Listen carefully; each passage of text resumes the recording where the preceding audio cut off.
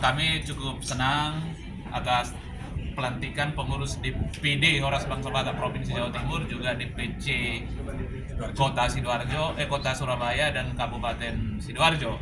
Di sini ada saya sebagai ketua umum, ada ketua DPD, ketua DPC Sidoarjo dan ketua DPC Surabaya, didampingi oleh ada Pak anggota Dewan Batara Bua, ada mewakili Kesbangpol, ada Pak Luis dari Armada 2. Kami berharap bahwa kehadiran perkumpulan Horas Bangsa Batak di Provinsi Jawa Timur dan sekitarnya ini dapat membawa situasi yang positif, mendukung pembangunan dalam segala bidang yang dilaksanakan oleh pemerintah, dan kepada segenap lapisan masyarakat saling menjaga toleransi, saling menjaga kerukunan antar elemen masyarakat yang ada di Indonesia. Terima kasih juga kepada perwakilan pemerintah yang sudah hadir pada saat ini. Terima kasih. Dari sekian banyaknya provinsi yang terbentuk, sudah berapa provinsi, kabupaten, kota yang sudah terbentuk, Pak Ketum? Yang terbentuk dari Aceh, Sumut, Riau, Jambi, Sumsel, Kepri, Banten, Jakarta, Jawa Barat, Jawa Timur, Papua, dan Manado. Jadi kurang ada 15 provinsi, dan ini sedang dalam proses perkembangan terus.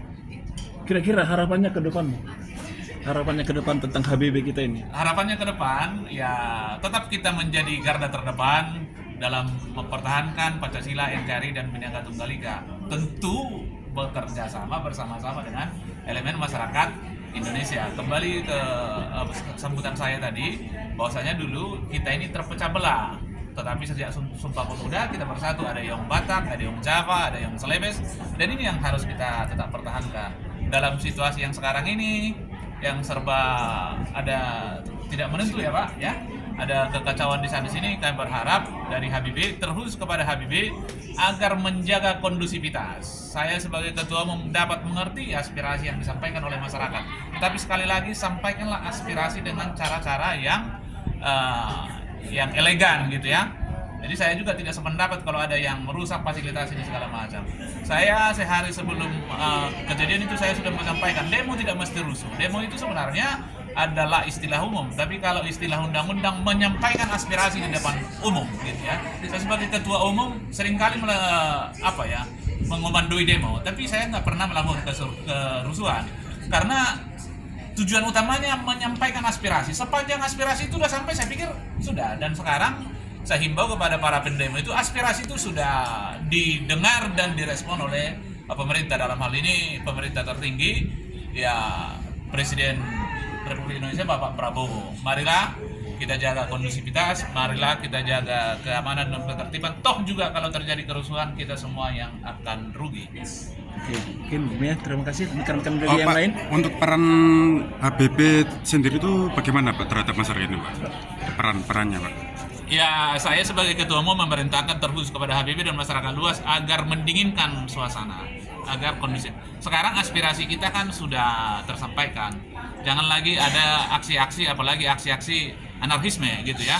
Kalau toh juga menyampaikan pendapat, silakan saja dengan cara-cara yang persuasif, dengan cara-cara yang elegan. Saya pikir pemerintah pun sudah cukup responsif ya, daripada yang tertinggi sampai yang terendah. Saya pikir begitu juga dengan Provinsi Jawa Timur.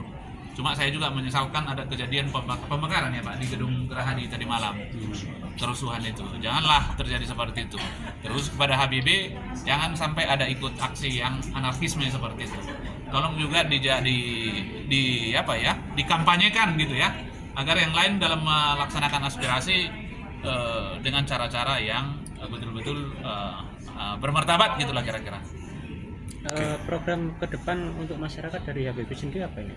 Ya, kalau kita secara umum kita ada program advokasi masyarakat, karena kebetulan di HBB ini banyak pengacara, saya sebagai pengacara, beliau juga pengacara, sekretaris umum pengacara. Biasa juga kita mengadvokasi permasalahan terhadap masyarakat. Mungkin ada Sidoarjo, saya pikir dulu sering di situ terjadi kasus-kasus perburuan ya.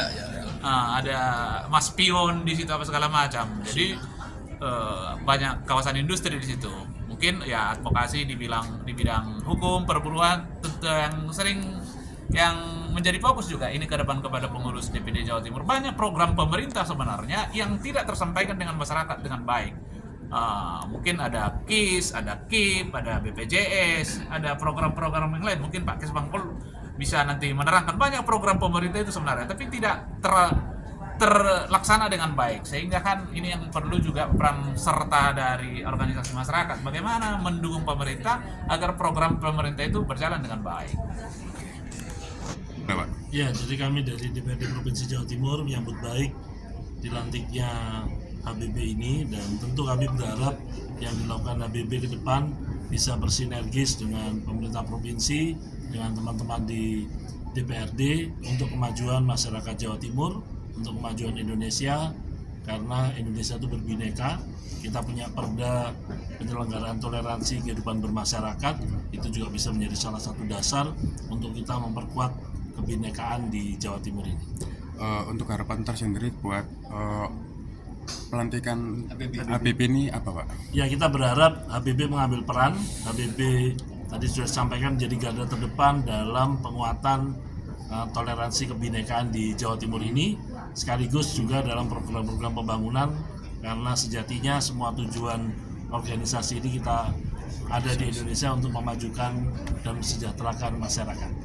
Menjalankan setelah seremonial ini, kami akan menjalankan program-program yang sudah kami programkan, yaitu advokasi, pendidikan, dan budaya dengan masyarakat, khususnya orang Batak yang ada di Jawa Timur dan umumnya pada masyarakat Jawa Timur.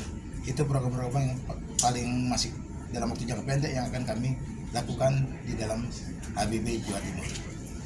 Visi misinya yaitu untuk mensejahterakan, dalam arti memartabatkan khususnya orang Batak yang ada di Jawa Timur dan juga umumnya pada masyarakat di Jawa Timur, yang untuk tidak lagi yang katakan Ketua Umum dan juga kepada Pak Yordan tadi bilang, kita saling menjaga namanya kesatuan dan kebinekaragaman suku yang ada di Jawa Timur menjadi satu persatuan yang bisa menjaga stabilitas khususnya Jawa Timur dan umumnya Indonesia. Terima kasih.